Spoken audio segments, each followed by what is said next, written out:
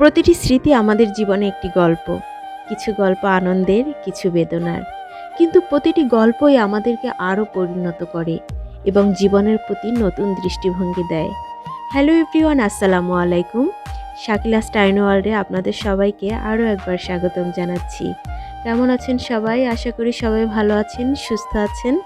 আমরাও আলহামদুলিল্লাহ ভালোই আছি। স্মৃতি, এই ছোট্ট দুটো অক্ষরের মধ্যে লুকিয়ে আছে হাজারো ফেলে আসা মুহূর্ত। স্মৃতির ভেলায় চড়ে আমরা বারবার সেই সময়ে ফিরে যাই যেখানে ভালোবাসার আবেশ, সুখের ছোঁয়া আর প্রিয়জনের হাসির প্রতিধ্বনি আমাদের হৃদয়কে আলোকিত করে। ফেব্রুয়ারি মাস শুরু হলেই আমার শুধু মনে হয় বসন্ত এসে গেছে। শুধু কি আমার, সবারই তাই মনে হয়। আর এই ফেব্রুয়ারি মাস আসলেই মনে পড়ে অনেক মানুষ, অনেক মুখ, অনেক স্মৃতি।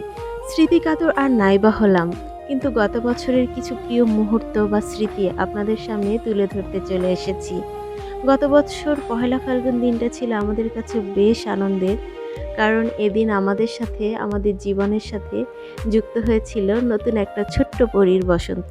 একটা সময় পহেলা ফাল্গুনে ঢাকা ইউনিভার্সিটি টিএসসির রাস্তায় রাস্তায় বসন্তের মানে খুঁজলেও, বসন্তের আনন্দ খুঁজলেও এখন যেখানে থাকি ঠিক তেমনই মানিয়ে নেই। জীবন তো এটাই, তাই না? স্মৃতি কাতর হয়ে আর কি লাভ বলুন? চাইলেই কি সেই আগের দিনগুলো ফিরে পাওয়া যায়, সেই মধুর দিনগুলি? কিন্তু যখন যেভাবে থাকি, এখন বাচ্চা কাচ্চাময় দিন, সো বাচ্চা কাচ্চাদের নিয়ে আনন্দ করে এবং তাদের আনন্দে খুশি হয়ে দিনটা কাটিয়ে দেওয়াই এখন অনেক আনন্দের, তাই না বলুন? আর আপনারা তো দেখতেই পাচ্ছেন আমাদের ছোট্ট পরীটা কি আনন্দ করছে, আর এই আনন্দ দেখলে এমনিতেই মন ভালো হয়ে যায়।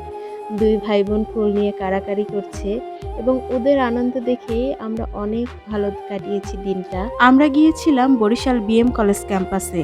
এখানে একদিকে যেমন বসন্ত উৎসব চলছিল, তেমনি অন্যদিকে সরস্বতী পূজার আয়োজন চলছিল। মোটামুটি দুয়ে মিলে পুরো ক্যাম্পাসটি উৎসবে মুখরিত ছিল। গত বছরের স্মৃতি বিজড়িত এই দিনটি যদি আপনাদের কাছে এতটুকু ভালো লাগে, প্লিজ ফলো দিয়ে আমার পেজটির সাথেই থেকে যাবেন আর কমেন্টস করে অবশ্যই জানাবেন। এবছর এই দিনটিতে আর বের হচ্ছি না, কারণ আজকে হলো মুসলিম উম্মার জন্য বিশেষ তাৎপর্যপূর্ণ একটি দিন, বিশেষ তাৎপর্যপূর্ণ মহিমান্বিত একটি রাত। আজ পবিত্র শবে বরাত বা সৌভাগ্যের রাত।